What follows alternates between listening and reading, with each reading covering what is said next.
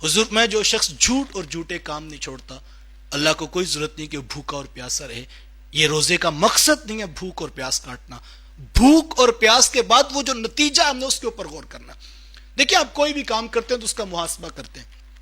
ایک چھوٹی سی ریڑھی لگانے والا بھی ہم نے دیکھا ہے وہ صبح اٹھ کے جو ہے فجر سے پہلے منڈی میں پہنچ جاتا ہے، وہاں پر جا کے کام کاج کرتا ہے اور فروٹ خریدتا ہے، لا کر ریڑھی پہ رکھ کر جو ہے وہ کڑکتی دھوپ میں سارا دن بیچتا ہے.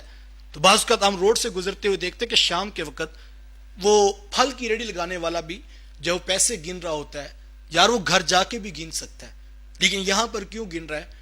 کہ وہ جو صبح 4 بجے اٹھا تھا، منڈی گیا تھا، کڑکتی دھوپ میں سارا دن کھڑا ہوں، گلا جو ہے وہ میرا خراب ہو گیا آوازیں لگا لگا کر. تو اب میں ذرا دیکھ تو لوں کہ جو سارے دن کی محنت ہے اس سے نتیجہ بھی مجھے ملا کہ نہیں ملا. اب صبح جانے سے پہلے پہلے وہ یہ محاسبہ کر رہا ہے کہ مجھے وہ نتیجہ ملا کہ نہیں ملا، کوئی پروفٹ ہوا کہ نہیں ہوا. ہر کاروبار کے اندر انسان اس بات کا محاسبہ کرتا ہے. آج دوسرا روزہ مکمل ہونے کو جا رہا ہے. میں اور آپ ذرا ایک لمحے کے لیے آج جب بستر پر لیٹیں تو میں اور آپ محاسبہ کریں کہ وہ جو نتیجہ تقوی کی صورت میں ہم نے حاصل کرنا تو وہ بھی حاصل ہوا کہ نہیں ہوا. یہ ایسا تو نہیں ہے کہ ہم نے صبح سحر کی اور سحری کرنے کے بعد ہم نے اے سی آن کیا اور ہم جو ہے وہ بستر پر لیٹ کے 3 بجے تک خوب نیند ہم نے پوری کی اور ہم اٹھے تو ہم نے کہا بھی تو 4 گھنٹے باقی ہیں، چلو ذرا ایک ٹیلی ویژن پر جو ہے وہ ہم مووی دیکھ لیتے ہیں، 3 گھنٹے اس طرح گزار لیں گے. اور پھر ہم نے دیکھا بھی ایک اور گھنٹہ پڑا، ہم نے کہا چلو یہ رمضان ٹرانسمیشن والوں نے بھی کافی ہلا گلا کیا ہے، اب گھنٹہ ان کے ساتھ گزارتے ہیں. پھر 7 بجے ہم نے افطار کیا اور پھر ہم جا کے پان شاپ پہ بیٹھ گئے، ہاتھ میں بوتل اور منہ میں سگریٹ رکھ کے ہم نے کہا نہیں روزے بڑے مشکل ہیں جی، بس میں نے رکھ لیا ہے.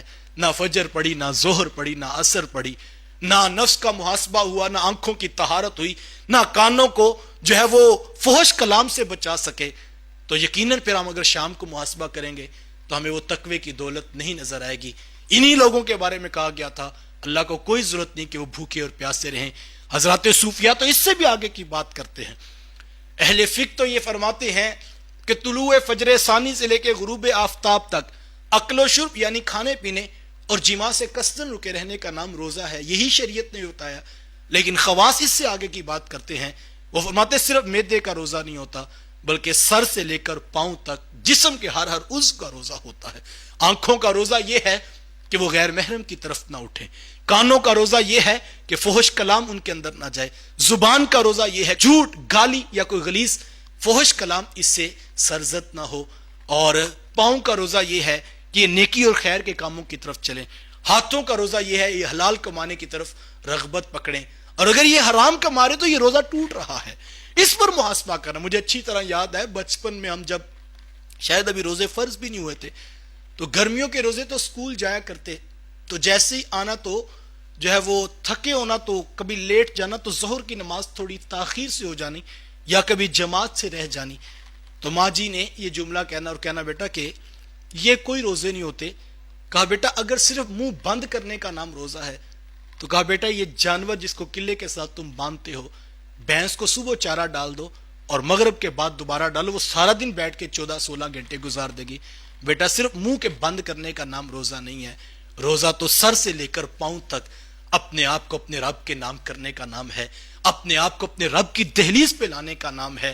ہم نے اس پر محاسبہ کرنا ہے اور بار بار. اور یقین جانیے جس نے اس محاسبہ نفس کے ساتھ روزے رکھے، اللہ اکبر، حضور ماتے راتوں کو قیام کیا، دن کو محاسبہ نفس کے ساتھ اس نے روزے رکھے، حضور ماتے اللہ اس کے ماضی کے سارے گناہوں کو بخش دیتا ہے. تو مجھے اور آپ کو روزہ یہ سکھا رہا ہے کہ ہم نے وہ طہارت اور وہ تقوی حاصل کرنا ہے، وہ پرہیزگاری حاصل کرنی ہے اور یہ محاسبہ روزانہ کریں. اگر اور اس کی نشانی بڑی خوبصورت حضرت خواجہ حسن بصری علیہ الرحمہ نے لکھی ہے. حضرت خواجہ حسن بصری علیہ الرحمہ فرماتے ہیں کہ اگر ایک شخص صبح اٹھنے کی کوشش کرتا ہے لیکن نماز پڑھ نہیں پاتا، دل کا ارادہ تھا، رات اس نے نیت کی لیکن صبح پڑھ نہیں سکا، پھر دوسرے دن کی، تیسرے دن کی، تو کہا اس کی وجہ کیا ہے؟ سستی ہے، غفلت ہے، کوتاہی ہے؟ بالکل ہے. لیکن حضرت خواجہ حسن بصری علیہ الرحمہ فرماتے ہیں اس کی بڑی وجہ یہ ہے، یہ سستی، یہ غفلت، یہ کوتاہی ہمیں ابھی نظر آ رہی ہے کہ جس کی وجہ سے ایک شخص اٹھ نہیں سکا، اٹھنا چاہتا تھا لیکن اٹھ نہیں پایا. لیکن حضرت خواجہ حسن بصری علیہ الرحمہ چونکہ تصوف کے بہت بڑے شیخ ہیں تو وہ فرماتے ہیں کہ اس کی وجہ یہ ہے اس نے زندگی میں گناہ اتنے کر لیے ہیں کہ گناہوں کی نحوست کی وجہ سے اب اس سے نیکی کی توفیق چھین لی گئی. تو میں اور آپ دیکھیں، ہم روزانہ کی بیس پر محاسبہ کریں، ڈے بائی ڈے اپنے روزوں کی ساتھ ہم دیکھیں کیا ہماری نیکی بڑھ رہی ہے، کیا ہمارے گناہ کم ہو رہے ہیں. اگر تو روزے ایسے گزر رہے ہیں، اگر آپ نے پہلے روزے میں 5 صرف فرض نمازیں پڑھی اور آگے آگے کرتے کرتے آپ کو تہجد میسر آ گئے، کرتے کرتے آپ کو راتوں کا قیام مل گیا، چلتے چلتے 20-22 دن بعد آپ کو آنکھوں کی طہارت مل گئی، آپ کو کانوں کی پاکیزگی مل گئی، آپ کو زبان کا سچائی کا نور نصیب ہو گیا، تو سمجھیے آپ کے روزوں کا جو تقویٰ تھا وہ آپ کو حاصل ہو رہا ہے. اور اگر ایسا نہیں ہے، اور اس کا محاسبہ دی فائنل میں اور آپ چاند رات والے دن محاسبہ کر سکتے ہیں، عید والے دن ہم محاسبہ کر سکتے ہیں. 30 دن میں صرف بھوک پیاس کاٹی ہے، یا وہ جو قرآن نے کہا تھا وہ بھی ہمیں حاصل ہوا ہے. اور اگر آپ کی عید والے دن کی نمازیں پوری ہیں، اور جو 29 رمضان کا دن تھا اور 1 شوال عید والا جو دن تھا، اگر یہ دونوں ایک طرح کے ہیں اور برابر نیکیاں ہیں تو آپ کو مبارک ہو.